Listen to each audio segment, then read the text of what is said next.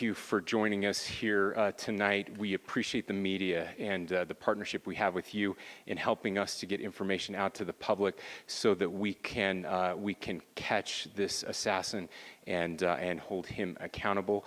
We are going to share a portion of a video and that we have of the suspect, as well as some new stills. Those have already been released, but we want to make sure that they get as much attention as possible so that we can get help from the public in tracking down this evil human being. So we're going to cue up the video right now, show that. I've asked Commissioner Beau Mason if he would narrate to you what is happening in this video. Thank you, Governor. Beau Mason, Commissioner for the Utah Department of Public Safety. If you look up to the top left, you'll see the building where the shooter was proned out in the top left corner. We'll go ahead and play that video, and I'll narrate as we walk through that. So here you see the suspect ran behind that upper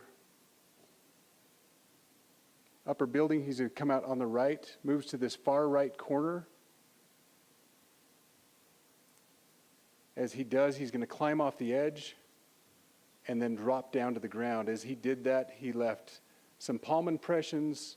There's some smudges, some places we're looking to collect DNA. There's a shoe imprint where we believe the suspect is clearly identified as wearing Converse tennis shoes. Again, we'll replay that again so you can get another view of that. It's important to note his black t-shirt, his black pants, and there appears to be some white on the soles of those Converse tennis shoes. Those are all identifiable items that we're looking for. In the stills that are going to follow this, you're going to see a very distinctive t-shirt with an American flag and appears to have an eagle on it.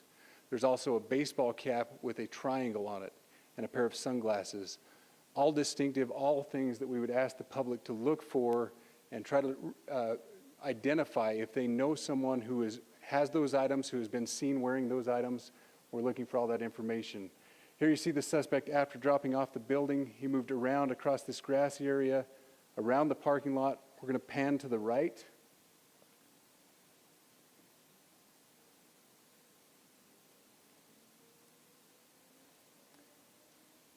After he crosses the street, this is where he moves over into the wooded area. This is the video evidence that we utilize to track his movements and to locate that firearm in that wooded area following the discovery of this evidence. Good. You want to go to the stills? So here's the still photographs I mentioned. These have been enhanced. So these are slightly different than what we introduced earlier. Please pay close attention to the t-shirt. Like I said, very distinctive with that American flag and that eagle.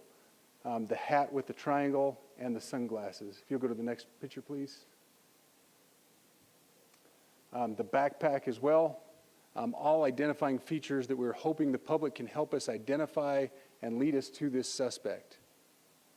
Next picture. And again, there's a better picture of the hat with that triangle logo, and again, the t-shirt. Blue jeans, and you get a good look at those Converse tennis shoes as well. We have pushed these out. We'll continue to push these out, and we just ask for the public's cooperation. Through the public, the tips that have been coming in are what are giving us our next leads and enabling us to continue to further this investigation. We've had great cooperation from the public, and we're continuing to ask for that as we move forward. Thank you, and I'll turn the time back over to Governor Cox. Thank you so much, Commissioner Mason. I want to thank Director Patel and his team. It's great to have them on the ground with us tonight. We've had several briefings, and he's had an opportunity to walk the crime scene. We appreciate our local law enforcement here. Again, we have Mike Smith, who is the county sheriff here. We have all of our local chiefs of police that are here as well, all working hand in hand with the state and with the FBI as we move forward with this investigation. Now, I'll just give you a little warning. We will not be taking any questions at this time. We're giving you the latest information we have, being as transparent with everything that we have. But I do want to share a couple things that I think are important. We cannot do our job without the public's help right now. The public has answered our call for action. So far, we've received more than 7,000 leads and tips. I would just note that the FBI hasn't received this many digital media tips from the public since the Boston Marathon bombing. This case also highlights the dedication of our law enforcement community. We have 20 federal, state, and local law enforcement partners that are working shoulder to shoulder to find the person who committed this horrific crime. With their support, we've completed nearly 200 interviews. As you're aware, as has already been reported, the FBI is offering a $100,000 reward for information leading to the identification and arrest of the person responsible for the murder of Charlie Kirk. We also continue to implore the public to support this investigation and come forward with any information. We are truly hopeful that this video and new photos will lead to even more tips. We are processing. We have an incredible team, a state and federal team working together to process those tips. We are going out in tandem to interview any potential person of interest or suspects. But we need, again, we need as much help as we can possibly get. Any videos or photos that you might have, the public, should be submitted to our digital media tip line, which is www.fbi.gov/Utah Valley shooting, all lowercase. Again, that is fbi.gov/Utah Valley shooting, all lowercase. You can also provide general tips about the shooting by calling 1-800-CALL-FBI. That's 1-800-CALL-FBI, or at tips.fbi.gov. This is, I would just say, this is not just a local matter here in Utah. We have people all over the country that are helping to bring this perpetrator to justice for Charlie Kirk and his family.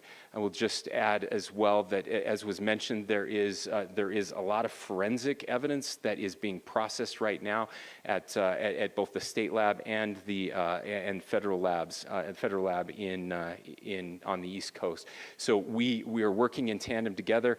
I would also just add a word of note for those people who are spending so much time on social media. I think Charlie said it best, that when things get bad, we should put our phones down and spend a little time with our families. There is a tremendous amount of disinformation. We are tracking our team, the state team, and I'm sure the federal team as well. What we're seeing is our adversaries want violence. China, we have bots from Russia, China, all over the world that are trying to instill disinformation and encourage violence. I would encourage you to ignore those, to turn off those streams, and to spend a little more time with our families. We desperately need some healing. We'll have more to say about that in the days and weeks to come. More than anything, we are going to catch this person. Last thing I will just say is we've been working with our attorneys, getting everything that we need, affidavits ready, so that we can pursue the death penalty in this case, and that will happen here in the state of Utah. Again, to the public, to those who are grieving, thank you for your prayers. I know we are feeling those prayers. I know the Kirk family is feeling those prayers as well. We pray that God will bless our nation at this very dark time. We can start healing by finding this perpetrator and holding him accountable, and we need your help to do that. Thank you.